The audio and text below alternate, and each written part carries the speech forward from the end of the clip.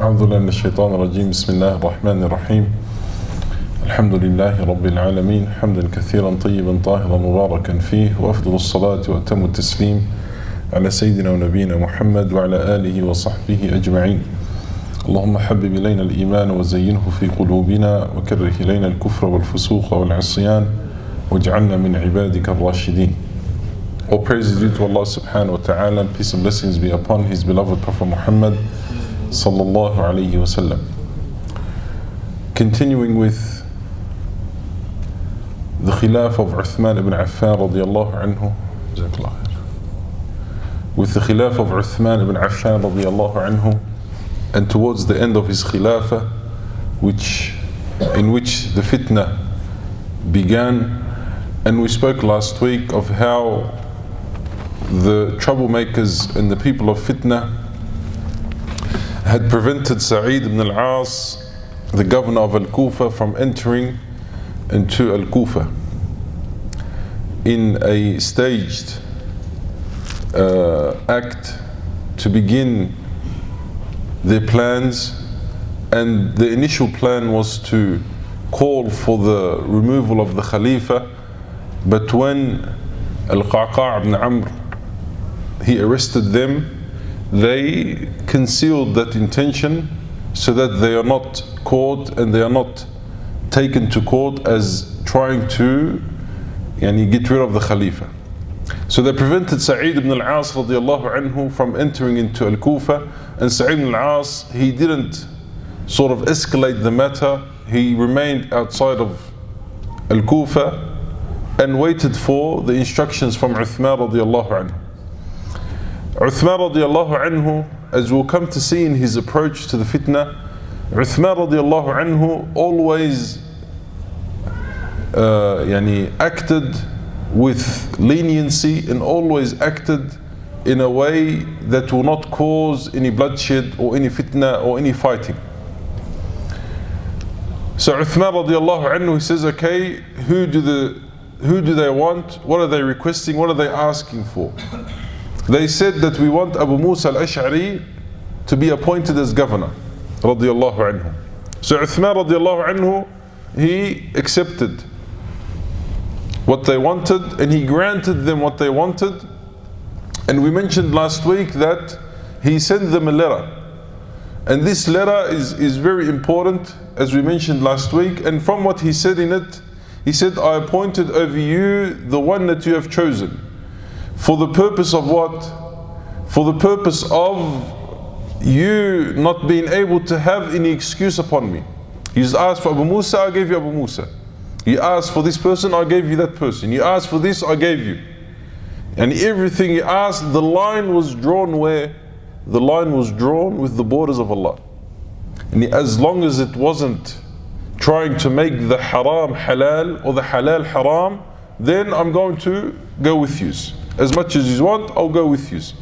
So Uthman radiallahu anhu, that's how he dealt with the fitna. He dealt with the fitna, he approached the fitna very calmly, very lenient, not wanting to cause or erupt any fighting or any bloodshed or anything of that, so that they can't sort of have anything against him. And he didn't want to be the first one to shed blood between the Muslimin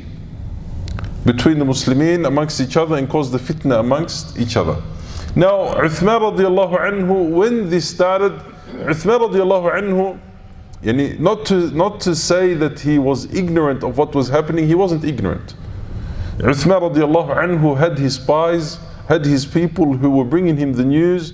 Uthman radiallahu anhu knew what was happening. He knew everything that was taking place, step by step. He wasn't ignorant of what was going on, and he wasn't sort of in the dark of what was happening. No, he knew what was happening. But he chose to deal with it in a different way and in a different manner. So Uthman radiallahu anhu was approached by some of the Sahaba saying that, oh Uthman, you should send out committees to the different provinces to investigate what's happening. To investigate whether what these people are saying about their governors is true or whether what they're saying is lies, so that you can have something documented So that you can have something in front of you to say that, okay, I sent out committees, I sent out people to investigate. And these people, they're investigating, and he sent Sahaba, he didn't send any normal people, he sent companions to make sure that he has completely done his part. Radiallahu anhu. So he called some of the Sahaba, Muhammad ibn Maslama, Talha ibn Ubaidillah, and others. When the rumors were spread, they approached Uthman radiallahu anhu. And Uthman radiallahu anhu, they asked Uthman, O Amir al-Mu'mineen, have you heard what we have heard from the people? Has the word reached you? He said, no, by Allah I've only heard good things. They said, we have heard such and such, and they told him what they heard about the turmoil spreading, the fitnah spreading throughout the Muslim provinces, and about the vicious attacks on the governors in every place, in every where. He said, you are my partners and witnesses for the believers, advise me. They said, we advise that you send men to the different provinces that you trust, and they find out what is happening, what is going on. So Uthman took the decision and did what they advised him to do. So he chose a group of Sahaba who were known for their piety, their trustworthiness, their ability to withstand the fitna itself. He chose Muhammad ibn Maslama radiallahu anhu, who was entrusted before him by Umar ibn al-Khattab and used to be sent out by Umar ibn al-Khattab on similar jobs, to take care of similar jobs, to check with the governors and the provinces that they were ruling. Muhammad ibn Maslama radiallahu anhu, Umar ibn al-Khattab radiallahu anhu used to send him out to keep eye on the governors, to make sure that the governors weren't doing anything shifty, or that the governors weren't changing anything, or using their position as a means to gain wealth. Because it's very easy to slip. It's very easy, the person's in a certain position of a governor, of so forth. It's very easily to abuse that position. So Muhammad ibn Maslama used to be the checkup man. He used to be the intelligence of Uthman radiallahu anhu. He used to send him out. So of Umar. So Uthman radiallahu anhu, he used him as well. And so Muhammad ibn Maslama, Usama ibn Zaydin radiallahu anhu, Hibbu Rasulillah ibn Hibbi Rasulillah, the beloved one to the Prophet ﷺ, the son of the beloved one to the Prophet sallallahu alayhi wasallam, and the one that was sent out in the army before the death of the Prophet ﷺ, also ordered his army to be sent out. Ammar bin Yasir, the known Mujahid and the early one in Islam, and Abdullah ibn Umar. He sent Muhammad ibn Maslama to Al-Kufa, Usama to Al-Basra, and Ammar to Egypt, and Umar to Syria. So the 4 provinces, he sent out these companions to check up on what was happening, and each of them took a group of people with them, and he sent them to the major provinces, and each of them went about their difficult, exhausting and dangerous work that they were taking upon themselves. So it was a mission that was given to them. And the purpose from this mission, as we said, is not to make sure that there's no fitna. No, the intention from behind this was to keep no room for any excuse for those people who were stirring fitna to come back and to say, but this happened, that. No, everything's there, everything's recorded. And the companions came back, and when they returned, they all said the same thing: that the people are pleased with their governors, that the governors are righteous, are pious, are doing their job, that the governors are not abusing their position, that the governors are not doing that which the people of fitna are spreading rumors about them. And there are weak narrations that mention that Ammar bin Yasir, he was delayed and he was trying to incite the people against Uthman. But these narrations are weak. And don't withstand any criteria of the people of hadith. They tried to add some narrations to say that Ammar bin Yasir radiallahu anhu, he came back from his mission late, and that he was trying to incite the people against Uthman radiallahu anhu. So this was the first approach that Uthman he did. He sent inspectors, he sent people to go to inspect the different provinces and to come back. Then he wrote a letter to all the provinces, which was a general announcement. A general announcement to all the Muslimin. And the message that he sent was that I check on my governor's workers every time I meet them during Hajj. What Uthman radiallahu anhu and the Khulafa before him used to do, they used to meet with the governors at least a yearly meeting, which was done during Hajj. So when they would come, they would be ordered all to meet in Hajj, at the time of Hajj, and he'll sit with the governors after the time of Hajj, and he'll speak with them what's happening, what's going on. So he said to the people, he said, if anyone has been wronged, if anyone has been punished, anyone has been taken something from them, anyone has been banished, anyone who's been exiled, anyone who has a complaint, to come to Hajj and to meet me in the season of Hajj and to bring forward the accusation. And to bring forward the accusation. Like we heard Al-Qaqa' ibn Amr, when the man got up in the masjid and he started to make claims against the governor and so forth. When he took him in, he said, if you have a claim, you go to the Khalifa. You don't stand up in the masjid and make a what? And make a riot and start to scream out claims and so forth. If you're sincere, you go to the governor himself, or you go to the Khalifa himself. You don't just stand in public and make an announcement and make accusations against the Khalifa. So when this letter, he said, he sent out the letter, no complaint is made about me or any of my workers, but I will deal with it, and my family and I have no rights before any of the people, but I will give them up to them. Even his family, if there's anything his family, he'll give it up to them. The people of Medina complained to me that there were some people who were insulted and others who were beaten. Oh, you who were beaten in secret and insulted in secret, whoever has any claim of that nature, let him come to Hajj and take his rights wherever they are, from me or from my workers, or else give charity, forgive, and Allah will reward those who give charity. You have anything, you come to Hajj. When this letter was pronounced in the different provinces, the followers of the people, the Muslimin in those different provinces, when they heard this from Uthman radiallahu anhu, they wept and they made dua and they prayed for Uthman radiallahu anhu. And Uthman, he said, be careful, for this ummah is headed for trouble. This ummah is headed for trouble. Yani after hearing this from Uthman, putting himself out there, that whoever has a claim against me, let him come. And if he is rightful in his claim, then I'll give it to him. Against my family, I'll give it to them. Yani he didn't leave any room. He didn't leave any room for anyone to try and what? To try and say that Uthman, he didn't do this, or he didn't do that, or he didn't do any of this. Now Uthman radiallahu anhu, after this happened, he conducted a secret meeting with some of the main Sahaba to seek the consultation, to seek the advice.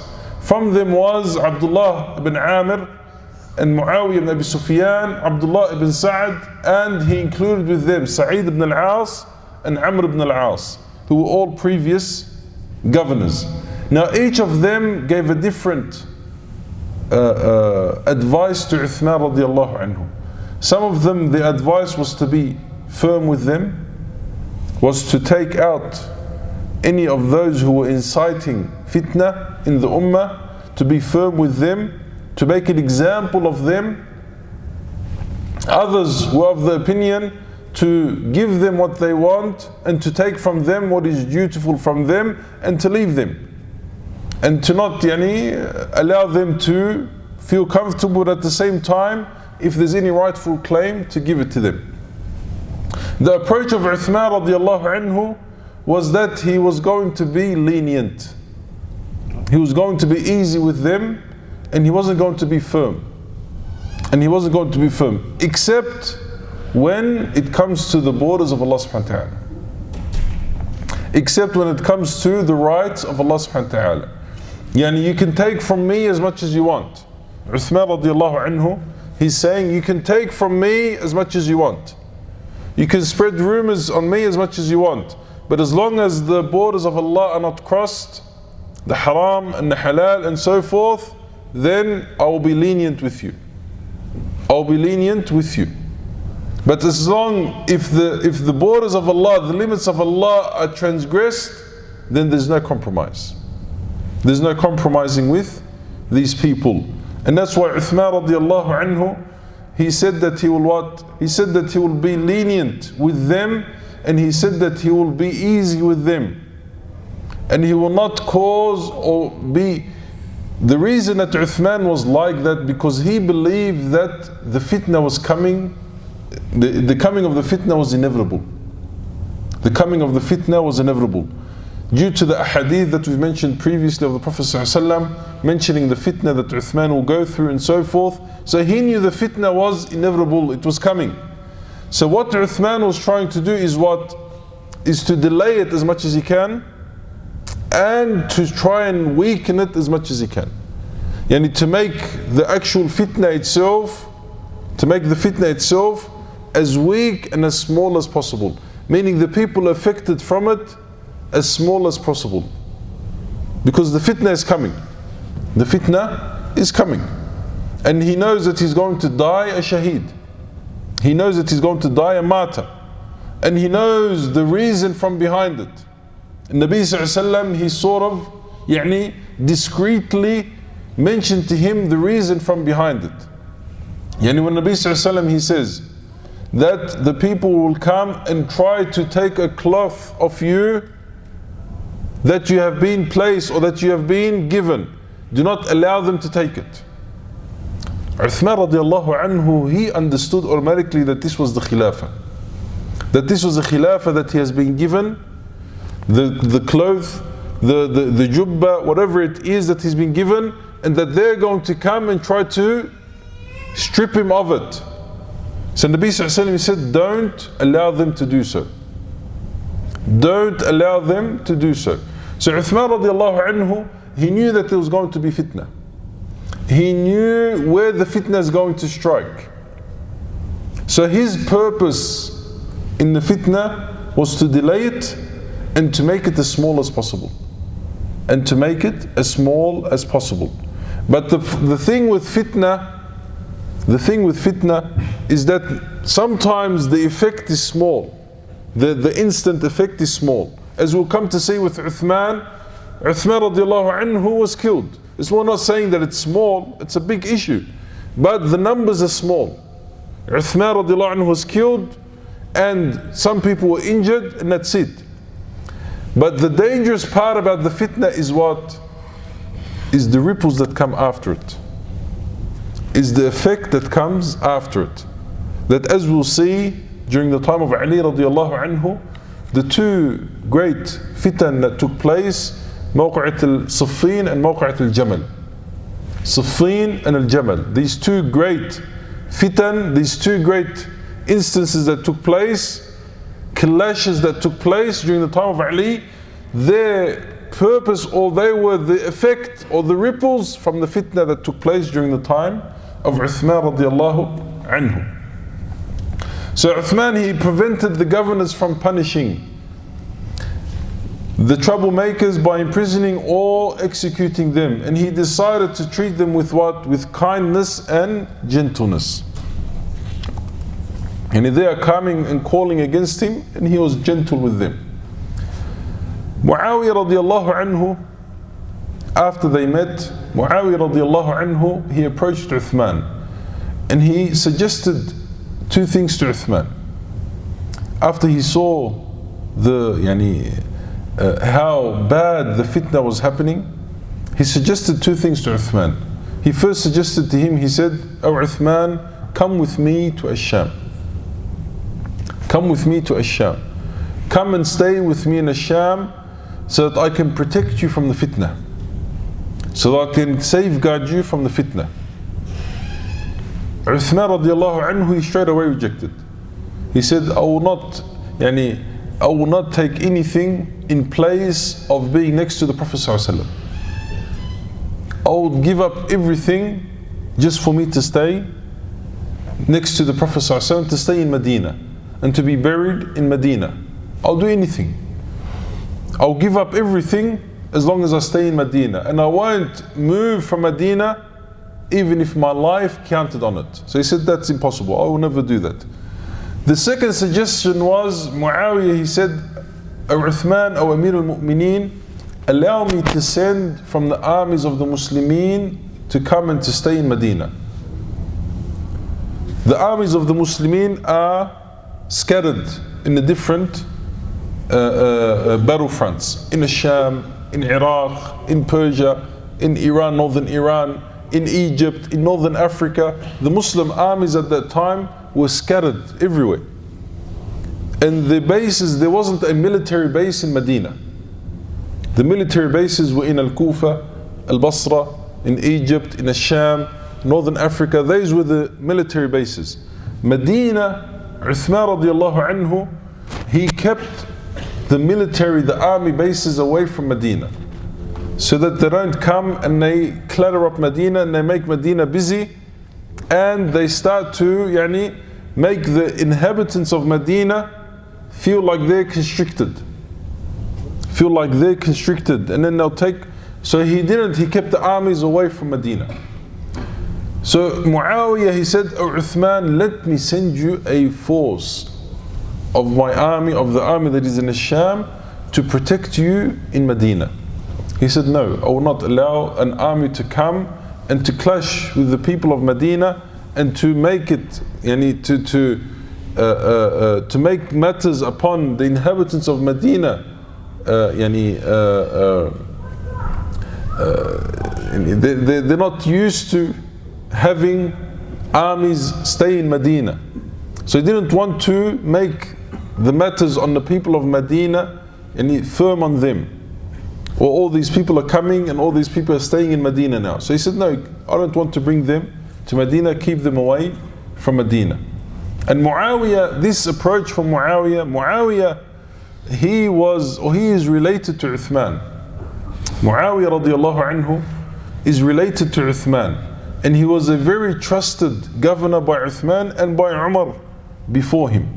And he understood the extent of the fitnah. As we mentioned before, Uthman, he sent some of the troublemakers to Muawiyah. So Muawiyah had sat with them face to face. And he understood their mentality and he understood their approach. And he knew that nothing was going to change their mind. Nothing was going to change their mind. But Uthman radiallahu anhu, he rejected the offers and the suggestions of Muawiyah ibn Abi Sufyan radiallahu anhu. He said, these two things I am not able to do.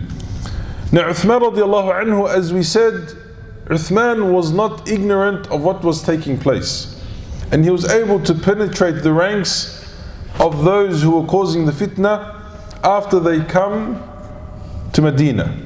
So Uthman radiallahu anhu, he had chosen two men, one from Bani Zuhra and one of them from Bani Makhzum, two known tribes that had been punished previously for acts that they have done.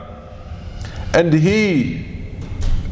but the difference between them and those who were in the ranks of the fitan or the people of fitna was that they accepted the punishment.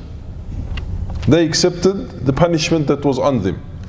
When they did an act in which a punishment is due for that act, and that punishment is what? That punishment is placed upon them. They accepted it. Because we did wrong, the punishment is such and such. They accepted it. The troublemakers, they were punished for things that they had done and they still rejected. They said, no, we shouldn't have been punished. We shouldn't have been done so and so. We shouldn't have been exiled. We shouldn't have been such and such. So these two men that Uthman radiallahu anhu, he sent them, he said, go and find out what they are up to and bring me news of them. And the punishment that they received from Uthman was aimed at disciplining them. So they accepted the punishment with patience, and they didn't hold any grudges against Uthman. When the conspirators saw them, when the people of fitnah, they saw them, they told them what their aims were. They said, who is with you in the aim among the people of Medina? They said, only 3 men. In Medina, there was only 3 men who were on the same side. They said, is that all? They said, no. They said, what do you want to do? They explained to the 2 men that were sent by Uthman the full plan. The full plan that they were going to do and what was going to happen. And that they were going to leave during the period of Hajj, and that they were going to enter and take Medina and besiege it. Why the time of Hajj? Because the time of Hajj, Medina was usually empty. Everyone would go to Hajj, so they chose that time. And when they leave, they left their provinces in the clothing of Hajj or with the caravans of Hajj. So the people would think that they are what? That they are Hujjaj. That they are going to Hajj, and then as soon as the caravans would stop in Medina, they would get out and they would remain in Medina, and the caravans would continue to Hajj. So that was their plan. That was their plan. And Uthman radiallahu anhu, he was able to what? Uthman radiallahu anhu, he was able to find out that plan. So he went to Al-Kufa and Al-Basra, Uthman radiallahu anhu, and he made speeches in both Al-Kufa and in Al-Basra. And he called out that the prayer is about to begin, and they were with him at the base of the minbar. The companions of the Prophet ﷺ came and surrounded them. He praised Allah, glorified Him, and told them what these people were up to, and that they were seeking to promote the lies about him in order to pave the way for rebellion and then depose or kill him. The 2 men who had spoken from the Sahaba, they stood up and they bore witness to what they told them. The Muslims inside the mosque said, O Amir al-Mu'mineen, O Khalifa, for they want to rebel against the Khalif and divide the Muslimin. But Uthman radiallahu anhu, he refused to call the call of the Sahaba to kill them, because they were outwardly Muslims. And all of this was only, there was no proof against, or tangible proof against what they were doing. So he said, we will not kill them, rather we will forgive them and pardon them, and we will try to show them the right way as much as we can. This was the approach of Uthman radiallahu anhu.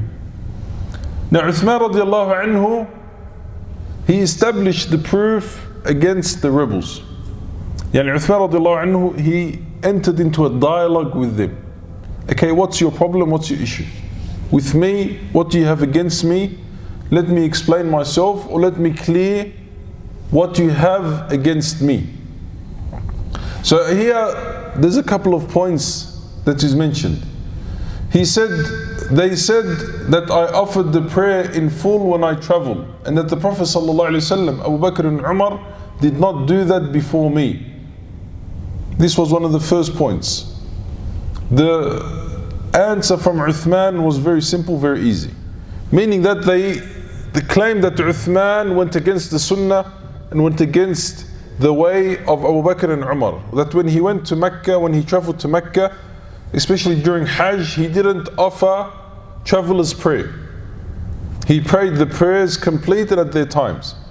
Uthman radiallahu anhu, he did so, and even the main Sahaba who were there at that time, they didn't go against him. They prayed as he prayed.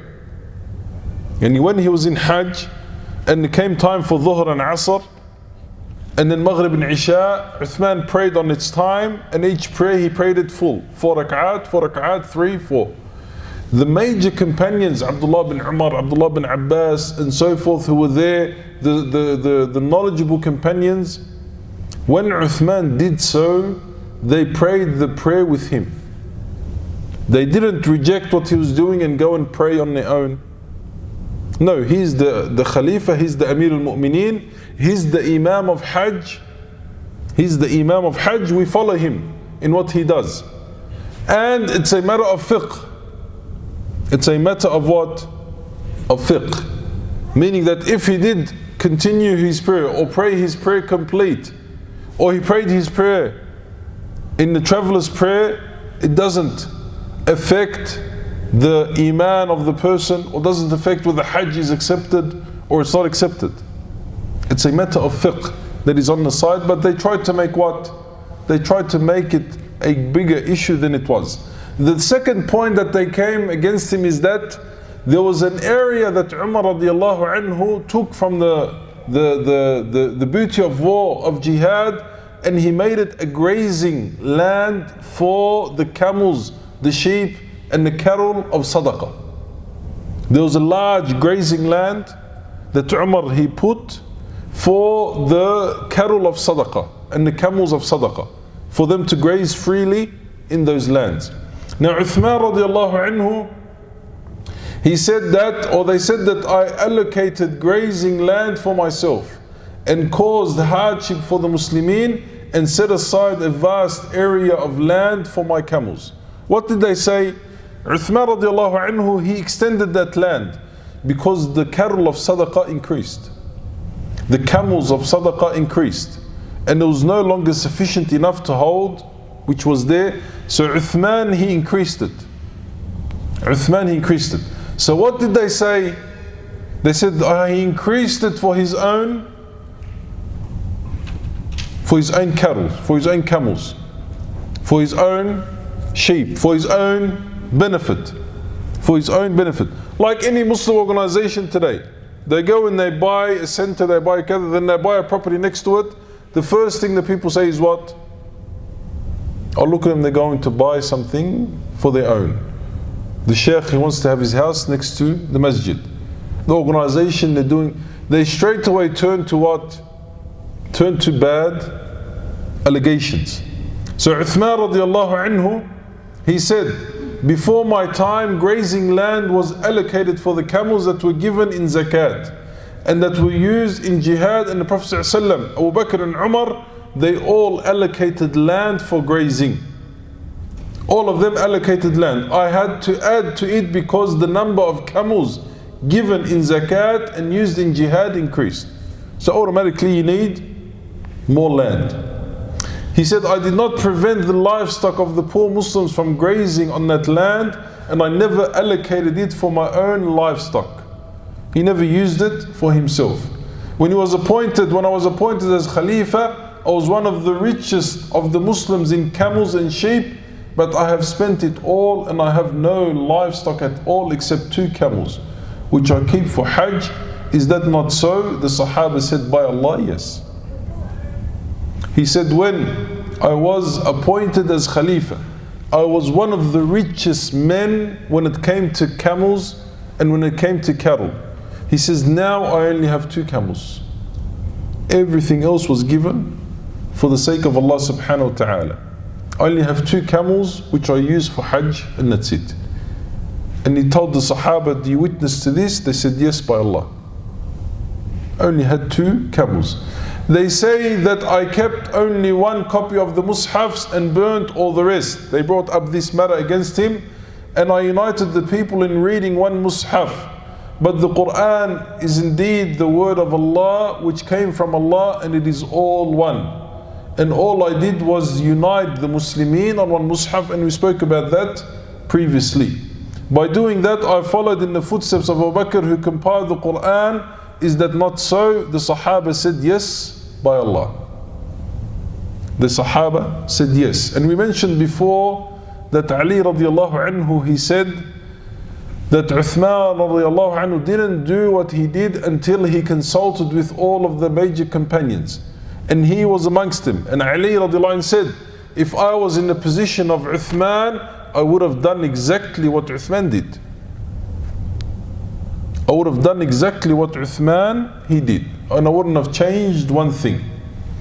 He said that they said that I employed young people and appointed youngsters as governors, but I have never appointed anyone but a man who was just and kind and of good character. These are the people over whom they were appointed. Go and ask them about them. Those who came before me appointed some who were even younger than these. The Messenger ﷺ appointed Usama ibn Zayd when he was younger than those whom I appointed. And they spoke more harshly to the Messenger ﷺ then they spoke to me. Is that not so? The Sahaba said, by Allah, yes. They tried to say that Uthman radiallahu anhu appointed young people, and he overlooked the older Sahaba and the older people. The criteria for choosing was always, whether it was Abu Bakr, Umar or Uthman and Ali after him, the criteria of choosing was always who was best for the job. Doesn't matter their age, doesn't matter how old they were in Islam, doesn't matter how much knowledge they had. Who was more suitable for the job, he was given the job. He was given the job. And to show you to what extent Umar radiallahu anhu, during his khilafah, and there was a lot of Sahaba, a lot of companions who were around, he appointed a tabi'i. Who is someone who has saw the Sahaba but hasn't seen the Prophet sallallahu alaihi wasallam. He appointed a tabi'i as judge, and there were companions who were around him. Why did he appoint him as judge? Because he saw the intelligence and the knowledge that this person had. And his name was Shuraih al-Qadi. A known judge in Islam, a tabi'i who was a judge in the presence of companions. So it's not about who you were or how old you are. It was always about who was more what? Who was more suitable for the job. Who was more suitable for the job at hand. They said that I gave to Abdullah ibn Sa'd ibn Abi Salah what Allah had granted of booty, but I only gave him 1/5 of the khumus, and this was a matter that they brought forth, which was 100,000 when he conquered North Africa. As a reward for his efforts, I said to him, if Allah enables you to conquer North Africa, you will have 1/5 of the khumus. As a reward, Abu Bakr and Umar did that before me. Yet despite that, the Mujahideen troops said to me, we object to you giving 1/5 to the khumus. Although they had no right to Egypt, I took the 1/5 of the khumus from Ibn Sa'd and gave it to the troops. So in fact, Ibn Sa'd did not take anything. Is that not true? The Sahaba said, by Allah, yes it is. So they accused Uthman of giving Abdullah bin Sa'd ibn Abi Salah, whom he had promised to give him 1/5 of the 5th of the booty of war. 1/5 of the 5th. The 5th of the booty of war comes back to where? To Medina, to Bayt al-Mal, al-Khumus. It comes back to the Muslimin, comes back to Bayt al-Mal. The rest is distributed amongst the troops. Uthman, he said that if Allah grants you the opening of Northern Africa, I'll give you Khumus al-Khumus. 1/5 of that 1/5. When the troops objected to what Uthman had said to give him, and they didn't allow it, Uthman didn't allow it. He didn't give him that 5th of the 5th. But they had thought that he did. So when the companions were there, he said, did I not do so? They said, yes. So that argument also was what? That argument was also, there was no base to it. They said that I love my family and am generous to them. As for my love for my family, that did not make me biased towards them or make me support them in cases of injustice or mistreatment of others. Rather, they have duties like everyone else, and I take their dues from them. As for giving them, I gave to them from my own wealth, not from the wealth of the Muslimin. Because what they accused Uthman of, they said that he is giving his family the money of the Muslimin, meaning that he's stealing from the Muslimin and given to his family. Uthman radiallahu anhu says, no, they are my family, I love my family, I give to my family. Allah subhanahu wa ta'ala says, وَالْأَقْرَبُونَ أَوْلَى بِالْمَعْرُوفِ. Islamically, if you have a family member who is in need, a family member who is in need of charity, and you have a non-family member who is in need of charity, who is given preference? The family member. You have a brother, a sister, a cousin, an uncle, a nephew, a grandson, whatever it might be. If you have a family member who is in need of help, You don't go to the stranger and help them first. No, and Allah subhanahu wa ta'ala says, Al-aqrabuna awla bil ma'roof. Al-aqrabun, the relatives, those who are close, are more preference in ma'roof, in the good. So you give them. So Uthman radiallahu anhu, he was implementing the verse. And he was giving to the family, and he was giving them from his own money. He was giving them from his own money. And Allah subhanahu wa ta'ala gave Uthman. Allah subhanahu wa ta'ala, He gave Uthman sustenance. He gave Uthman rizq. And the same thing, these issues that you find, a lot of these issues you find here, they repeat themselves. They repeat themselves. Person is in a position and they're sincere and they've made their money themselves. As soon as they see that person driving a car or eating someplace or doing this or doing that, the first thing they are, look, he's taking the money of the Muslimin. He's doing something for himself. He's doing this, kada. Allah subhanahu wa ta'ala yarzuqu man yasha. Allah subhanahu wa ta'ala, He gives sustenance to whom He wills. Their rizq is not upon you. Don't worry about what Allah has given them. Worry about what Allah has given you and what you're doing with what Allah subhanahu wa ta'ala has given you. So when they saw Uthman giving sadaqat to his family, he's taking money, he's doing this. SubhanAllah, Nabi sallallahu alayhi wasallam, he mentions in the hadith that the best, the hadith of the Prophet sallallahu alayhi wasallam, he says, خير إسلام المرء تركه ما لا يعنيه. Very important hadith. He says, خير إسلام المرء, the best Islam of the person, تركه ما لا يعنيه, is to leave that which doesn't concern him. To leave that which doesn't concern him. Nahna, we're the opposite. We jump into everything. It concerns me, doesn't concern me, kada. No, I jump into everything. خير إسلام المرء تركه ما لا يعنيه. Doesn't concern you, stay away from it. Doesn't concern you, don't go near it. It doesn't concern you, don't involve yourself in the matter. So here they jumped in.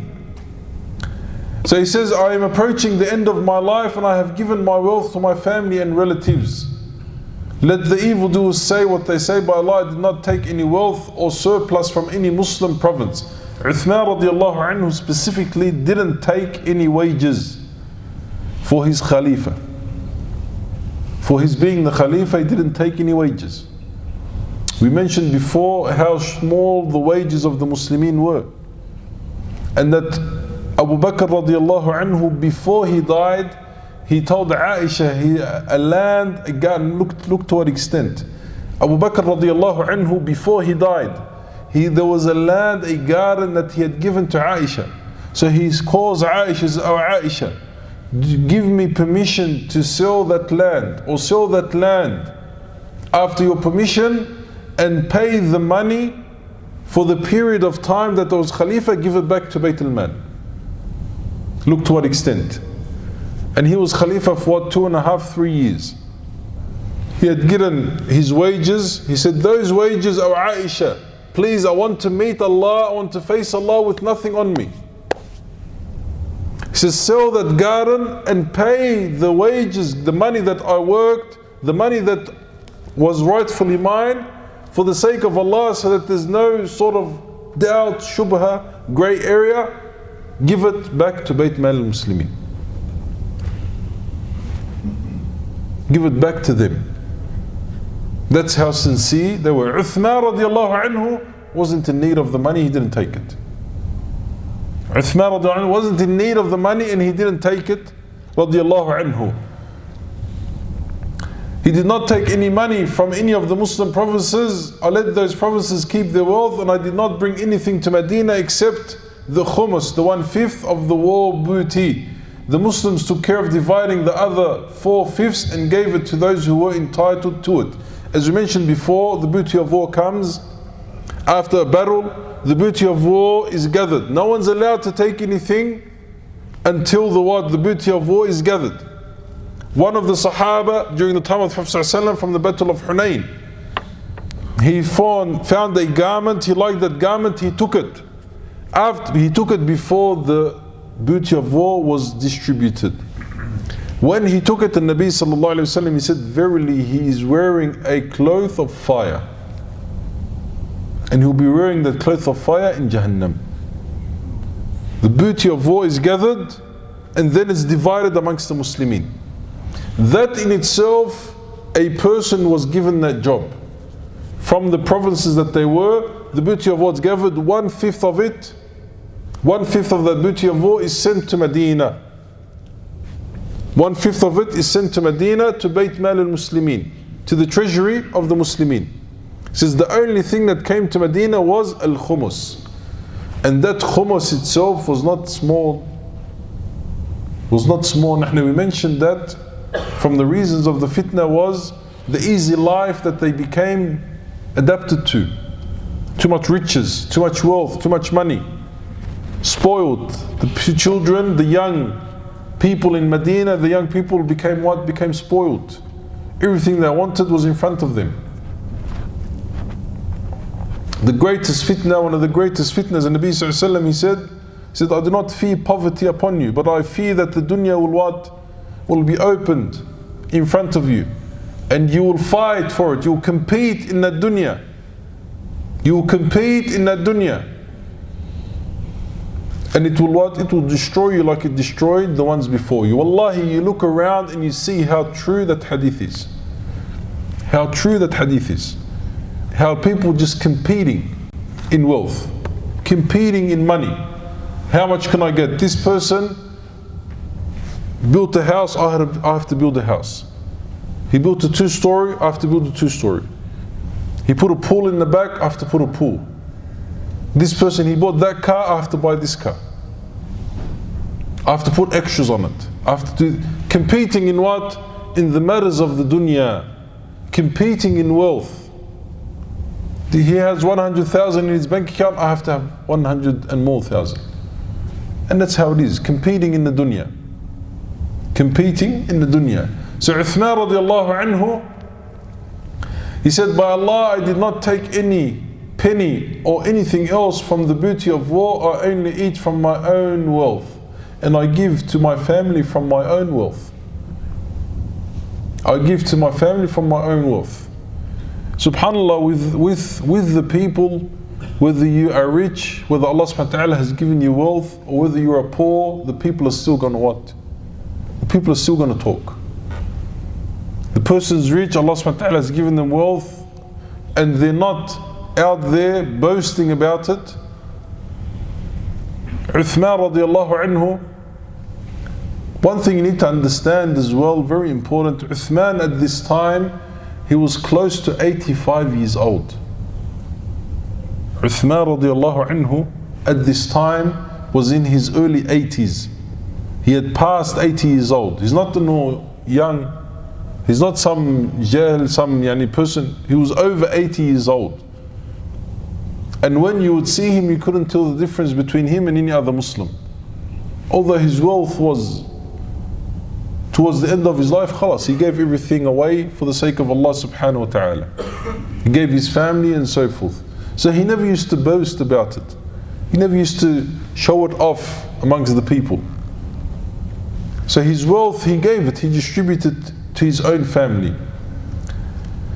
They said that I gave the conquered land to certain men, and that the Muhajirin and the Ansar and the other Mujahideen took part in conquering these lands. When I divided these lands amongst the conquerors, some of them settled there and some came back to their families in Medina or elsewhere, but that land remained in their possession, and some sold the land and kept its price with them. And this was a way that was done in the lands that were opened. So every point that they brought forward against Uthmaan radiallahu anhu was a false claim. Was a false claim. Did this disencourage the people of fitnah? It didn't. It's like talking to a brick wall. Falls on deaf ears. The purpose of this, and that Muawiyah, he knew this, the companions, they knew this, that there's no point. But the point of this is to preserve the right of Uthmaan. to make sure that history records that Uthman radiallahu anhu cleared his name. Cleared his name. And that's something that unfortunately in our days today we have to do. And you have to come to the people sometimes, unfortunately, you have to come to them and you have to clear the name of Abu Bakr to them. Or you have to clear the name of Umar to them. Or you have to do... Why? Because people spread doubts about these people. When we talked about the Khilafah of Abu Bakr, you have to clear the story to them. Because they'll come now say to you, oh, but Abu Bakr did this. But Abu Bakr did that. Oh, but Umar, he did this. So it's unfortunate that we even have to clear their names for them, when their names are already clear. But Uthman radiallahu anhu, he knew that the Muslimin were what? The Muslimin, they could accept rumors, so he needed to clarify that for the general people, for them to understand and for them to know that what they are doing and that which they are claiming is wrong. Uthman radiallahu anhu, he responded to some of their requests by dismissing some of the governors, appointing who they asked, and the steps that could have been sufficient to deal with the situation and ensure truth and justice. All of this Uthman, he did, and he made sure that the fitnah was what? The fitnah was controlled and that the fitnah was taken care of in the best of ways. And this is how Uthman radiallahu anhu, he was in his dealings with the fitnah. We'll find out next week how the guidelines that he set and how they marched towards Medina and how they arrived to Medina and how they entered the house of the Khalifa and were able to kill the Khalifa in his own house amongst his own family. And imagine it reached the state where they entered the house of the Khalifa and killed him in his own house. And killed him in his own house, thinking that they are what? Thinking that they are doing what is correct. Thinking that they are doing what is right. You have the snakeheads behind them, whom their intentions were ill from the beginning. Their intentions were to destroy Islam. Their intentions were to attack Islam, like Abdullah bin Saba and the rest of them. But the people who falls victim? Who falls victim to this? The followers. The followers, they are the ones who fall victim. They are the ones who enter, and they are the ones who do the dirty work, and they are the ones who face the consequences. And they are the ones who face the consequences. The ulama, they said that every single man that entered the house of Uthman was killed the worst death. Every single man that entered the house of Uthman was killed in the worst of ways, because they had a hand in the killing of Uthman radiallahu anhu. Some of them, Allah saved them before they entered, they left. But those who entered and actually killed Uthman, they died in the worst of ways. Each and every single one of them was killed in the worst of ways. Allah subhanahu wa ta'ala, He took care of them. And we'll come to see how that was done. May Allah subhanahu wa ta'ala be pleased with Uthman radiallahu anhu, and may Allah subhanahu wa ta'ala be pleased with the Sahaba, and may Allah subhanahu wa ta'ala allow us to be from those who understand and implement the ways and the path of the Sahaba, the companions, and how they dealt with issues, and to learn from their knowledge, to learn from their experiences, and to be able to understand what time is needed and what characteristic is needed for what time. And we'll continue with that next week inshallah ta'ala. Subhanak Allahumma bihamdik, ashhadu an la ilaha illa anta, astaghfiruka wa atubu ilayk.